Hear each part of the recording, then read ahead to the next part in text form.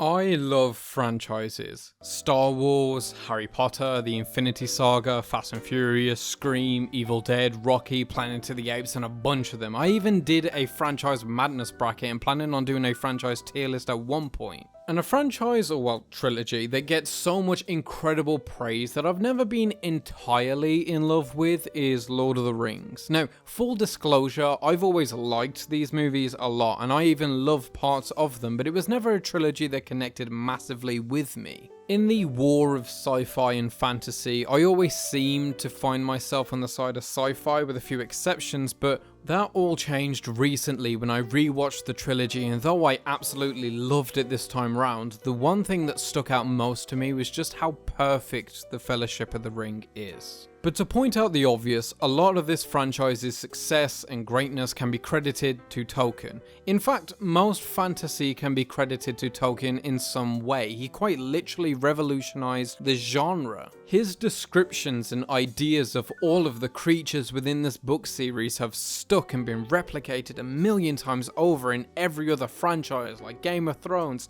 Harry Potter, Wheel of Time, Dungeons and Dragons, The Witcher, and it all takes a lot from him. But these films are responsible for putting that grand imagination on screen. And what's most underrated in this is that Tolkien's writing is famously convoluted. He goes on so many tangents and writes multiple chapters worth of backstory, interrupting the A-plot constantly, and this inherently creates a difficulty in adaptation, and yet Fran Walsh, Philippa Boyant and Peter Jackson managed to adapt not just this story, not just these books, but this world perfectly. And I think Fellowship does so much of the heavy lifting in that aspect. It's the best in the trilogy in my opinion, and I think that would also be the general consensus, but even when it isn't top, it's likely second. People will call you crazy for having this one at last, and in my opinion, rightly so. I mean, first of all, you're hit immediately with the score, or at least one part of it, and it continues being perfect the entire time. It's one of the most recognizable film scores of all time, and it has the benefit of being absolutely gorgeous also. The emotions and range of instruments are dynamic. It perfectly helps stitch together feelings of whimsy and wonder to horror and tension,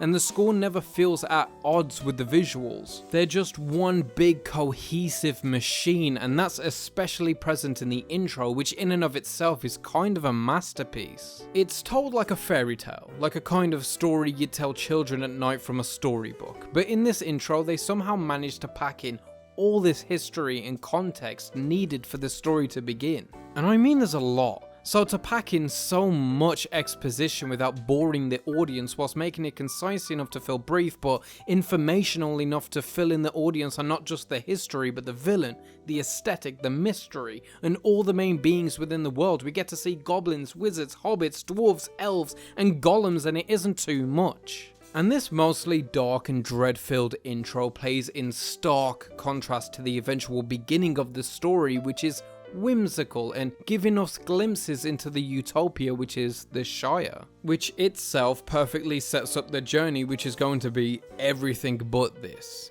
Also, I love how this film, but particularly the intro, is constantly teasing The Hobbit. With this book series being the sequels, it was definitely brave to go knee-deep with these three, but the first book is a fun little tale and the small references to it are nice. I mean, I suppose the references are slightly sour in retrospect given how that prequel trilogy was handled, but otherwise it's a fun little bit that they carry on. Not only is it a fun nod, but it again layers the world as well as layering out Gandalf and Bilbo. The way they interact with each other and their story, with Gandalf using it as a fun little remark, but Bilbo using it as a story he tells kids, informs us of the kinds of people they are. Gandalf has had many great adventures and he has a good sense of humour. He's powerful with a lot of history but lives in the now, whereas Bilbo has had essentially one grand adventure and it has consumed his life. It's his whole identity and he yearns forever for a taste of it once again, and the film is doing all this whilst moving at a steady pace and not overloading the audience with information or exposition. It's all natural world building and character building that keeps the viewer engaged and believing the story. We also learn how the ring is corrupting. In the little time we know and hear of Bilbo, his character is very evident. And not the character as in him as a character, but I mean his character, who he is as a person. The kind of soul he is. So when he becomes increasingly angry and venomous, even before accusing Gandalf of trying to con him, we feel something's off. It feels so out of character, and to make something like that so obvious in such little time, make us believe in a character's true intention, is very impressive and indicative of beautiful screenwriting. Also, Bilbo forgets for a moment to leave the ring before he sets out on his adventure, which is a very subtle but notable detail. The ring not only has a sort of sentience, but it has a power. It's persuasive and alluring to the point of making characters act without thought, without knowledge even. And though Sauron is very early on presented as our main antagonist of the film and trilogy, I'd say the ring is absolutely the greatest foe our protagonists have to tackle. Beyond the orcs and goblins and ring wraiths and demons and dark lords, the ring is ultimately the biggest obstacle because it's constantly working against our characters whilst on their journey with them. It's talking to its master, it's corrupting our friends, it's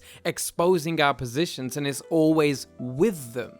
I love this moment where Frodo tries to give the ring to Gandalf and he refuses, not because he doesn't want it, but because he does want it. Something so powerful in the hands of a being so powerful could do unprecedented damage. Also, Gandalf understands that he is not exempt from its power. He doesn't underestimate the ring's capabilities to corrupt, and so he leaves it with Frodo, a being by all accounts powerless, but more important, near incorruptible. But like I said, there are a great many villains in this, and the fact that they are all equally intimidating and it doesn't feel too much is again impressive. Say the ring wraiths, for example, because they're the first villain we actually encounter. From the instant we meet them and every time we see them since, not only do they get backstory to add to their epic myth, they are so terrifying, despite us not actually seeing them do anything sinister upon arrival. Most films or franchises would have them kill someone within the first few minutes of screen time to sell their presence and menace, but they don't here. They just use good techniques and design to make us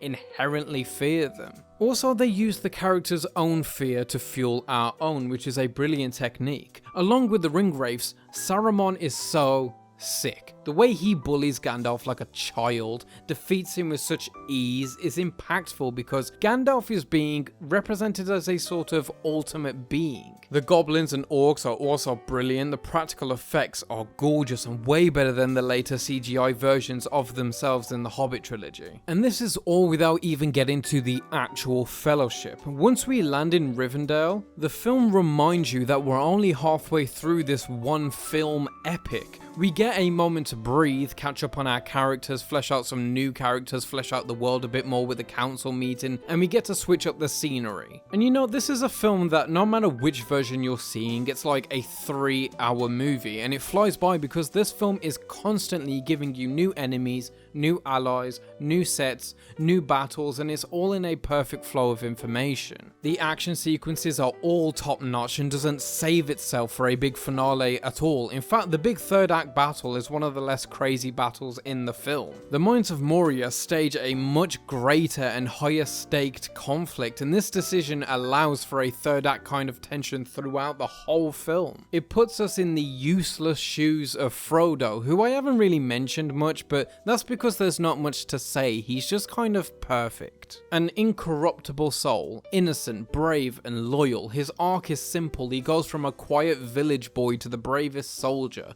They leave the more layered arcs for the companions like Boromir, who goes from desperate heir to hero to potential villain to getting his redemption. His death scene is iconic and brutal, and an indicator of something else that makes this story so great, which is that it isn't afraid to kill main characters. Gandalf allegedly and Boromir both get the axe, and that helps keep the audience on their toes because they don't know what's going to happen. Their characters don't have plot armor, which is a big fault of other franchises like Stranger Things, which suffers heavily from this issue. Even Frodo is a bit touch and go in places, and there's a moment where you think that he might actually not make it, because Frodo isn't Harry Potter. He's not the chosen one, he's just the one chosen. But all of this eventually leads to a fulfilling end that perfectly teases the future. You know, this film is just doing so much heavy lifting. It fleshes out so many characters, character types like the beings, places, history, backstories and arcs, and it does it in such an effortless way. The details in this production are unmatched, and even the most minor things give us so much, like how Bilbo was seemingly aged a century since seeing him last. And this small detail drives home the effects of the ring and what it's done to him all this time.